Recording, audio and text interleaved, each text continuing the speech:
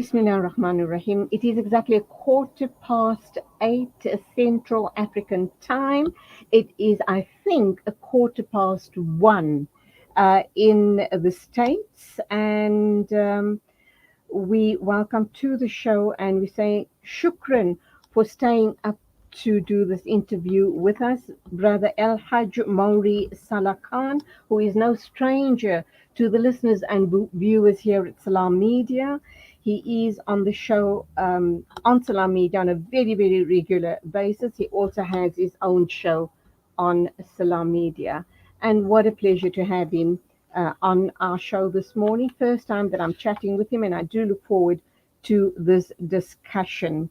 We're here to talk about, obviously, the hostage drama at a synagogue in the United States, where initially it was reported that Muhammad Siddiqui, the brother of the incarcerated Aafiya Siddiqui, was the perpetrator in this drama as it played out.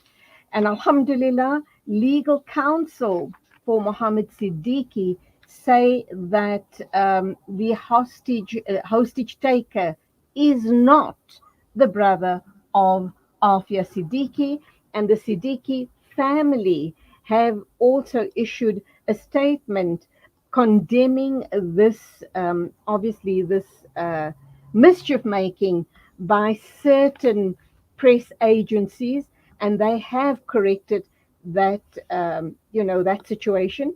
El-Hajj Mauri Saalakhan is here to further clarify what was said, what in fact is the truth.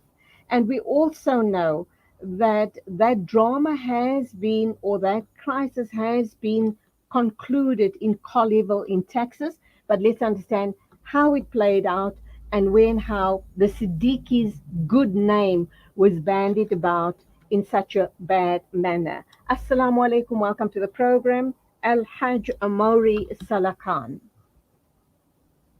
Walaikum salam rahmatullahi wa barakatuh. It's my pleasure to be with you, my sister. Lovely to have you on the show. It is absolutely our honor to be chatting with you this morning. So, talk us through where and how did the mainstream media get the story so wrong that the Siddiqui name came up and was, I should imagine, initially tainted by these claims that the perpetrator was in fact Muhammad Siddiqui? It is both a reflection of the of sloppy journalism, but it's also a reflection of bias. I think, there were journalists and media organizations that were more than eager to drag the Siddiqui family name through the mud. While the vast majority of American citizens are not aware, well, they weren't aware before this tragedy unfolded of who Dr. Aafiya Siddiqui is. Many of the folk within the media establishment and, of course, within the political establishment are well aware of who she is. And so when this individual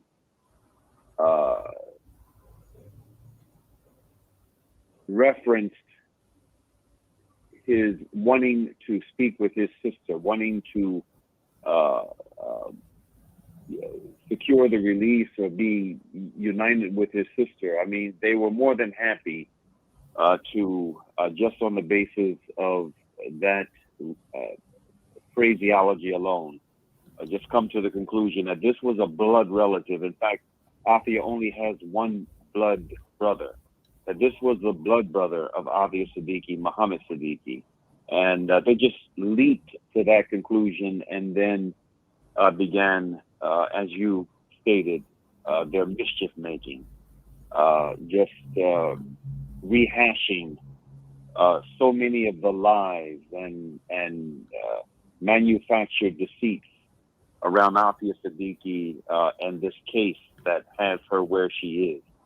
I mean, it's just one layer of bodyguard, one layer of lies upon another, sister. And this has been the case for all of these years. I mean, this has been the case. This was how it began, how it played out in the courts, in the federal courts, when Aafiya was brought back to the United States half dead in 2008 after 5 years of secret imprisonment and torture. This is this is the kind of propaganda that was used in order to prepare the jury pool, or to basically taint the jury pool, so that she wouldn't have a snowball's chance in hell of getting a fair trial when the trial date came around, and then during the trial. I mean, this is part and parcel of the same stuff that's been going on for years and years. So I guess that, in a sense, even though Dr. Aafiya Siddiqui's name and the Siddiqui family's name was intended to be maligned and associated with this very devious act, um, indirectly, indirectly, this has worked in the Siddiqui family's favor, because, as you said, not very many people or non-Muslims were aware of Dr. Aafiya Siddiqui's plight, that it is almost 2 decades that she's been imprisoned without a fair trial. So perhaps, inshallah, this is the opportunity now for the awakening to happen in the Western world and the non-Muslim community, and perhaps some humanitarian organizations, other organizations, can start putting pressure for the release of this innocent woman and what she and her family have gone through over the past almost 20 years. Oh, my sister, that is such an astute observation you just made. And I hope that that a critical number of the leaders and activists who are Muslim, especially Muslims here in the United States, they understand the point that you just made. There is a silver lining to this, as unfortunate as it was. There is a silver lining, and the silver lining is that you know there's no one who doesn't watch the news that can make the claim they don't know who Aafiya Siddiqui is. You know, they don't know something about Aafiya Siddiqui. I mean, it's an opportunity for us to really, really just take advantage of this moment and exert pressure on two governments, on the U.S. government, because she is here. She is a prisoner, an unwarranted prisoner here in the United States of America, and also put pressure on the Pakistani government because she is a Pakistani citizen. Yes, this is an opportunity for us. Yes, it is. Alhamdulillah, we hope and pray that there is an upsurge in pressure on the two governments, as you have said. Let's go back to the actual incident. Sadly, the perpetrator was shot and killed. The good news is that none of the hostages were injured or hurt or killed. But what more do we know about this person that decided to go into the synagogue and carry out this act? I've read in one of the reports that he does or did have a mental health issue. What more can you tell us from your side? Well, I probably don't know much more than you do, my sister. Mm. Akram is some. He is a British citizen. He's only been in the United States just for a couple of weeks, 2 or 3 weeks. That's it. He came here from what I understand from one of the reports I read. He came here right after the New Year's, and He came into the country legally. The address that he gave for where he was going to be residing was a hotel or a motel in New York City, and he it's quite interesting because in the report that I read in the New York Times, they said the FBI went to the hotel and questioned the owners of the hotel, the managers, and also reviewed film footage from their surveillance system, and they couldn't find any indication that he had stayed there. But anyway, he had a hotel in New York as the address that he was going to be at, but he traveled from. I guess he must have entered in New York, and he traveled from there to Texas. And, clearly this is an individual that was mentally unbalanced. In fact, I saw a report in another news media that his family had indicated that he had mental health issues for some time. And but the question for me is, if and there's a lot of speculation going on in social media land, as to whether or not he was manipulated by others to do what he did, and there's all kinds of conspiracy theories out there. But if as the family has said, he was mentally ill, he was known to be mentally ill. You wonder what was the trigger then that caused him to make this decision to travel all that distance from the United Kingdom, from Britain here to the U.S., and with the intent of trying to connect with Aafiya Siddiqui. What was that breaking point that caused him to go completely over that thin line between sanity and insanity, and basically engage in an act that may have been what the experts refer to as suicide by cop. Maybe he went into this understanding that he was not going to come out of it alive. Allah knows best. Allah knows best. But clearly, Aafiya Siddiqui was on his heart and his mind, and this, for me, from my humble perspective, it's a reminder to us all, and it should be a reminder to the authorities that them continuing to hold this political prisoner, and this is what she is. Aafiya Siddiqui is a political prisoner. Them continuing to hold this political prisoner in violation of truth and justice. I mean, at this point, there's no doubt in my mind, not 1 ounce of doubt, that the American authorities are not aware of the fact that this woman did not do what she was accused of doing. The whole premise that they based their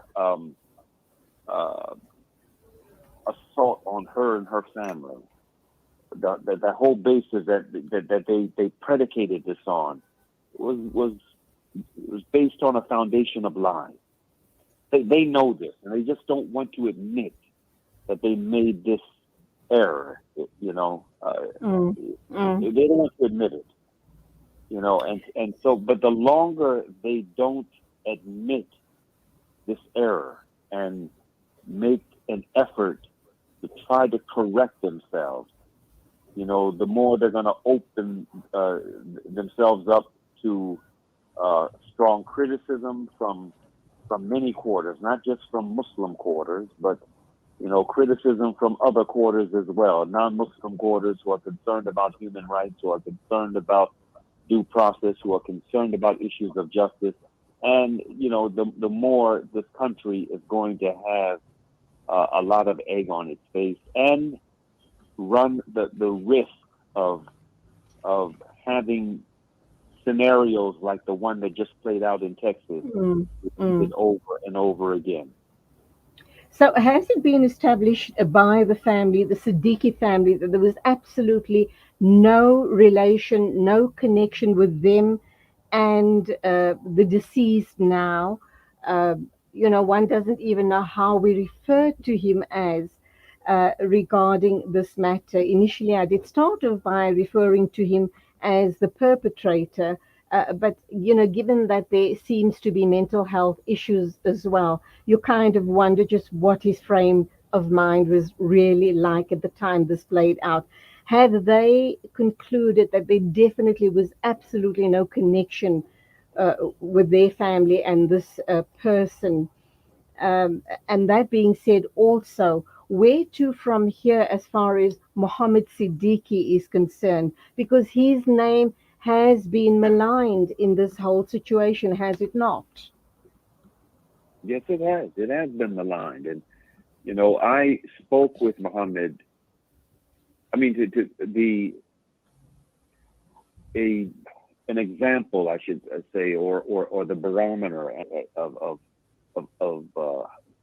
to what degree his name was sullied, and there was a frenzy around, just the possibility that he had done what he was accused of doing. I received just an avalanche of calls during that whole, well, in the early part of that process. And I when I actually throughout that whole process, I was receiving calls. And the very first call that I received, right after I got that call, alerting me for the first time to the fact that Muhammad Siddiqui's name had been mentioned as the perpetrator, holding these hostages. I said to the sister on the phone who contacted me and wanting to know if I was aware of this. She herself is an activist. I said, well, let me call him. Let me get off the phone and call him. And her immediate response was, no, no, no, Brother Mauri, don't call him. Don't call him. You may be drawing something, placing yourself in danger. You may draw, unintended attention and perhaps some danger to yourself. But, I was so convinced, knowing the man that Muhammad Siddiqui is, I was so convinced that wasn't him, that this was completely out of character. That I didn't have any reluctance. There was no reluctance on my part to make that call. And I'm so glad I did, because as soon as I made the call, I didn't reach him. And it's interesting how the mind works, because when I didn't reach him, when he didn't answer the phone, the thought came to mind, okay, could this be Muhammad? Oh Allah, Oh don't let my me. words. Alhamdulillah, Alhamdulillah. 5 minutes later, he calls me. He calls me back. Right. He says, "I know Uh-huh. why you." He said, "I know why you're calling me." He said, "No, it's not me." And Alhamdulillah, we had a good conversation, and then I immediately began to call people and to send out information through other means to let folks know that not only is it not Muhammad Siddiqui, but we need to do everything in our power, access all of the outlets that we have access to within social media, etc., to get the word out that it is not Muhammad Siddiqui, Aafiya Siddiqui's brother. And that is where we'll have to leave it, brother El-Hajj Mauri Saalakhan, to putting, just putting this record straight regarding the Siddiqui family, the good name of the Siddiqui family. Our duas are with you, with the family, and inshallah, we await the very good news of Sister Aafiya Siddiqui's release sooner rather than later. Ameen. Shukran for your time. Go well. Until the next time, as always, keep us in your du'as. Assalamu alaikum. Wa alaikum salam wa rahmatullahi wa barakatuh. 8:35 exactly, news and views right here on Salam Media. When we get back from the ad break, we are going to be talking with Dr. Imran Kika.